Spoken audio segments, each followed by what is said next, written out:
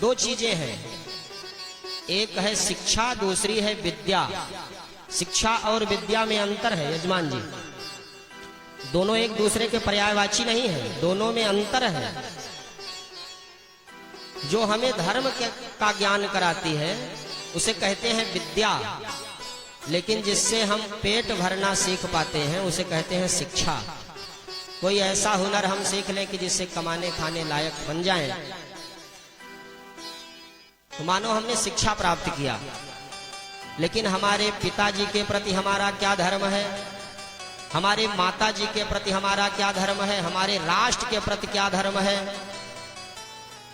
हम लोग जब छोटे थे तो बचपन में विद्यालयों में प्रार्थना करते थे कि जिस देश जाति में जन्म लिया बलिदान उसी पर हो जावे, वह शक्ति हमें दो दया निधे कर्तव्य मार्ग पर डट जावे। हमने इस देश में जन्म लिया है, राष्ट्र में जन्म लिया है, तो इस देश और राष्ट्र के प्रति भी हमारा कुछ धर्म है। इस धरती का अन्न जल हम लोगों ने खाया है, तो हमें कुछ करके जाना पड़ेगा अपने राष्ट्र अपने देश के लिए। केवल हम खाने कमाने के लिए, बच्चा पैदा करने के लिए ही नहीं पैदा हुए हैं।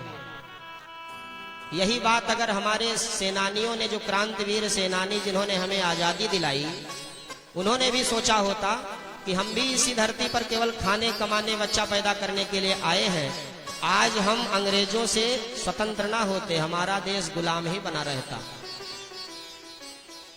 लेकिन इस देश ने, इस राष्ट्र ने, यहाँ की मिट्टी ने हमको इतना बड़ा किया है, हमारा भी धर्म बनता है हम भी अपने राष्ट्र के लिए, अपने देश के लिए कुछ करें।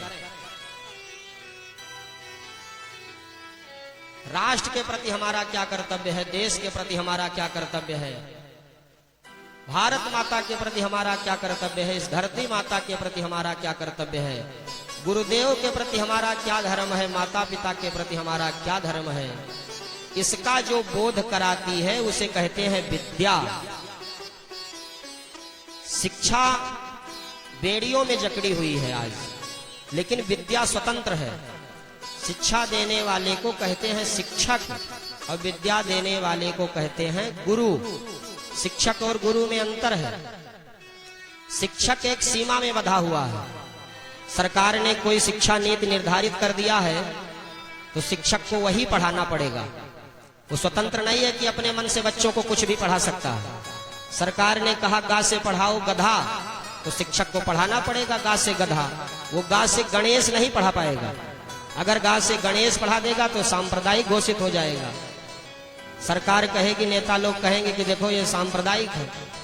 लेकिन गुरु किसी बंधन में नहीं बंधता है। गुरु हमको वो ज्ञान देगा कि जिससे हमारा कल्याण हो, हमारे परिवार का कल्याण हो, हमारे राष्ट्र का कल्याण हो, देश का कल्याण हो।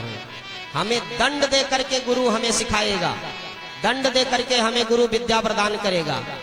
लेकिन छोटे छोटे बच्चे जो प्राइमरी विद्यालय में पढ़ने जाते हैं शिक्षा लेने, इनके ऊपर अगर डंडा उठा दें शिक्षक लोग, मास्टर साहब लोग, तो उनके ऊपर केस हो जाएगा। शिक्षा नीति लिखी रहती है प्राइमरी विद्यालयों के बाहर, अब बच्चों के अधिकार लिखे रहते हैं, बाल अधिकार, ये अधिकार बच्चों को प्राप्त है। अरे बच्चों के क्या अधिकार होते हैं? जब वो शिक्षा लेने वहां गए हैं तो शिक्षक को इसी प्रकार से उन्हें शिक्षा देनी चाहिए कि जिससे वो अपने देश के लिए कुछ करें, अपने राष्ट्र के लिए कुछ करें, अपने धर्म के लिए कुछ करें। लेकिन चूंकि हमारा देश धर्म से परे है, यहाँ धर्म निरपेक्षता का सिद्धांत कानून लागू होता है, इसलिए यहाँ धर्म से संबंधित बातें नहीं बताई जाएंगी। जो बताएगा वो सांप्रदायिक माना जाएगा। जो गा से गणेश पढ़ाएगा लोग कहेंगे ये सांप्रदायिक है, धर्म निरपेक्ष नहीं है। तो गा से गधा ही पढ़ाओ मास्टर साहब। गा से गधा जो पढ़ाते हैं वो भी गधा हैं, जो बताते हैं वो भी। लेकिन गुरु किसी बंधन में नहीं पड़ता। हाँ, शिक्षा भी आवश्यक है। हम कुछ कमाने लायक बन जाएं, कुछ अपने जीवन को चलाने लायक हमारे पास कुछ हुनर आ जाए, इसकी भी आवश्यकता है।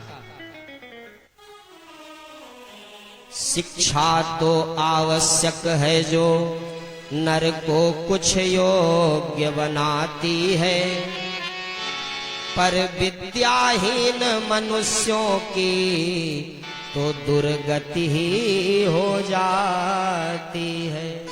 शिक्षा भी जरूरी है, और आज केवल शिक्षा ही रह गया है। बेटों को माता पिता बुलाते हैं और केवल उनका एक ही लक्ष्य रहता है कि हमारा बच्चा कमाने खाने लायक कुछ सीख ले, ऐसा कुछ जाने ले। गोस्वामी बाबा भी लिखते हैं, मात पिता बालकन बुलावे और उदर भरे सोई धर्म सिखावे। एकमात्र धर्म रह गया है कि हमारा बच्चा कोई हुनर सीख ले, ऐसी पढ़ाई कर ले कि वो पैसा कमाने लगे, बस। धर्म से कोई लेना देना नहीं है। धर्म के नाम पर केवल पेट पालने का हुनर। लेकिन भगवान ने क्या प्राप्त किया? गोस्वामी बाबा मानस में लिखते हैं, गुरु गृह गए पढ़न रघुराई। गुरु गृह गए पढ़न रघुराई। गुरु गृह गए पढ़न रघुराई। गुरु गृह गए पढ़न रघुराई। अल्प काल विद्या सब आई। अल्प काल विद्या सब आई। अल्प काल विद्या सब आई। अल्प काल विद्या सब आई। अल्पकाल विद्या सब आई। विद्या शब्द का उल्लेख किया गोस्वामी बाबा ने। इसका मतलब कि शिक्षा दूसरी चीज है, विद्या दूसरी चीज है। भगवान के लिए भी विद्या शब्द का उल्लेख किया।